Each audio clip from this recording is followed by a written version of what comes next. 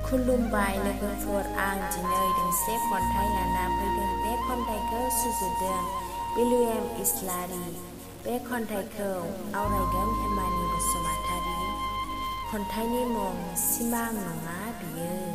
दानिया जों खन्थाइखौ आवगायलांसिगोन लोगोफोर, फारि फारि खोनासंलांदिनि। सिमां नङा बियो नङा, गोब्रामनाय नङा बियो, जावलियानि हाबिलास नङा। बियो रोनाव फाग्लानि रोनावनाय, भान्दायलु बुबुले राजखान्थिनि बेंखनथायाव खथेसे जानाय, दोरफो दोरफो हां लानाय। बेसेगन गावस्रागोन सानसे, गोरा बान्दो जिनज्रिनि बोनथा।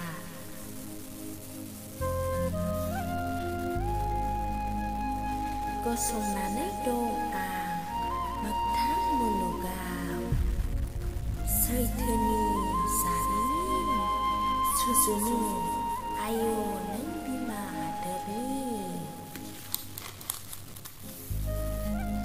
गोरबोनि खबामा रिंखाङो आरो नेनानै दंमोन।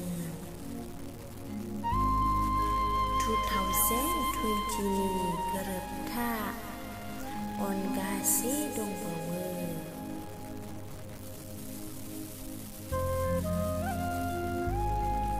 थार महर लानो बेफोर बिबाना जोंनि बिबान। थांनानै दं नों बर'लेण्ड निस्थारै, नाथाय जाम्बा धोनि गलामजों, राजखान्थि खुंथायजों गादब जानानै मोखां सायखं महर लायो।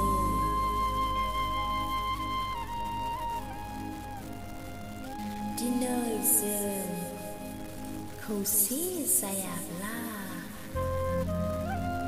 जोंनि मोननांगौ मोनथायखौ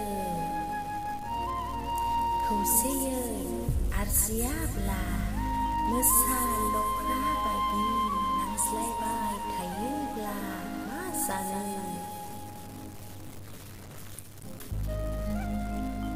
500 बोसोरनि उनावबो बर'फ्रा उन दाहानि देंखो